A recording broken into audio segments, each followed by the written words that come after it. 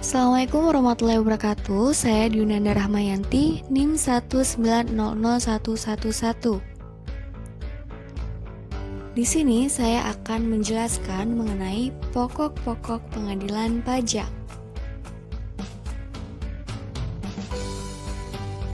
Apa itu pengadilan pajak?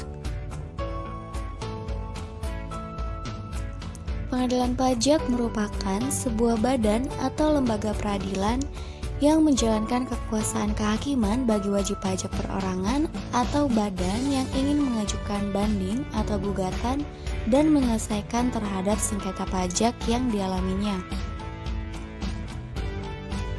Peradilan pajak yang secara resmi tertuang dalam Undang-Undang Nomor 14 Tahun 2002 tentang Peradilan Pajak.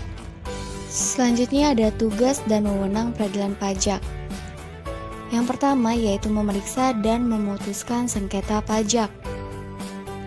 Yang kedua, dalam banding pengadilan pajak berwenang untuk memeriksa dan memutuskan sengketa atas keputusan keberatan.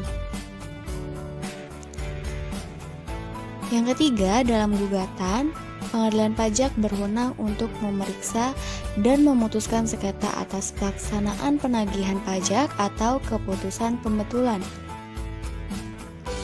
Yang keempat, memberikan pengawasan dan bantuan hukum. Yang kelima, sebagai pengadilan tingkat pertama dan tingkat terakhir, keputusan pengadilan pajak bersifat final. Dan yang keenam, pengadilan pajak memiliki kuasa untuk memanggil atau meminta data atau keterangan yang berkaitan dengan sengketa pajak.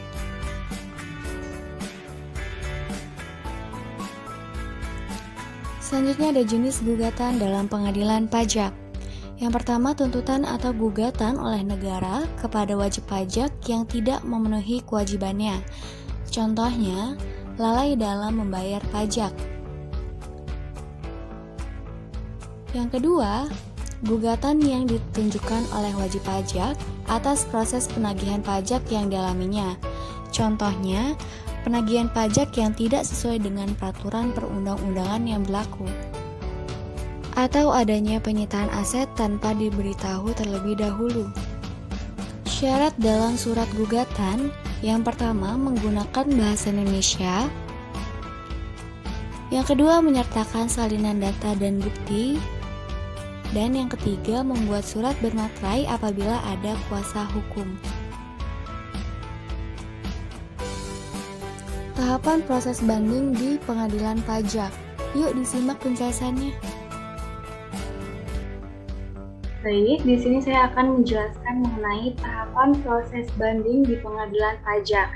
Nah, bagaimana sih proses-prosesnya pada saat kita terlibat dalam sengketa pajak? Nah, yang pertama itu sebagai pemohon banding itu diharuskan untuk membuat surat permohonan banding kepada pengadilan pajak dan dalam kurun waktu 3 bulan sesuai dengan pasal 35 ayat 2. Kemudian pengadilan pajak ini akan mengirimkan kepada terbanding berupa permintaan surat uraian banding itu dalam jangka waktu 14 hari sesuai dengan pasal 44 ayat 1. Setelah terbanding ini membuat surat uraian banding, kemudian akan diserahkan kepada pengadilan pajak itu dalam jangka waktu 3 bulan sesuai dengan pasal 45 ayat 1A. Kemudian setelah pengadilan pajak ini menerima surat uraian banding, kemudian pengadilan pajak itu akan mengirimkan salinan surat uraian banding kepada pemohon banding itu dalam jangka waktu 14 hari sesuai dengan pasal 45 ayat 2. Nah, setelah pemohon banding ini menerima salinannya, kemudian pemohon banding ini dimohon untuk membuat surat bantahan.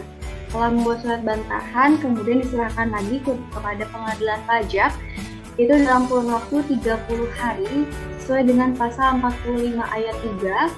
Nah, setelah itu pengadilan pajak akan mengirim salinan surat bantahan dari pemohon banding kepada terbanding dalam jangka waktu 14 hari pasal 45 ayat 4. Nah, setelah itu pengadilan pajak ini akan menyerahkannya kepada kedua pengadilan pajak. Kemudian ketua pengadilan pajak ini akan menunjuk suatu majelis untuk memimpin persidangannya. Nah, ini sesuai dengan pasal 47 ayat 1, pasal 65. Nah, kemudian majelis ini akan memulai persidangannya, mulai sidangnya itu selama 6 bulan sejak diterimanya surat permohonan banding. Itu sesuai dengan pasal 48 ayat 1.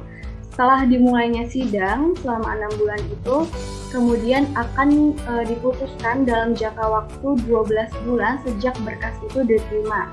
Nah, setelah itu diputuskan, kemudian akan memperoleh suatu putusan di mana putusan ini akan diserahkan kepada pemohon banding itu dalam jangka waktu 30 hari sesuai dengan pasal 88 ayat 1.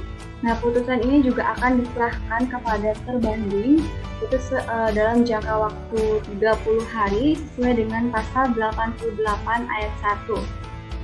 Kemudian terbanding ini akan melakukan pelaksanaan hasil dari putusan dari sidang. Ini dalam jangka waktu 30 hari sesuai dengan pasal 88 ayat 2. Sekian video penjelasan dari saya. Terima kasih buat yang sudah menonton. Wassalamualaikum warahmatullahi wabarakatuh.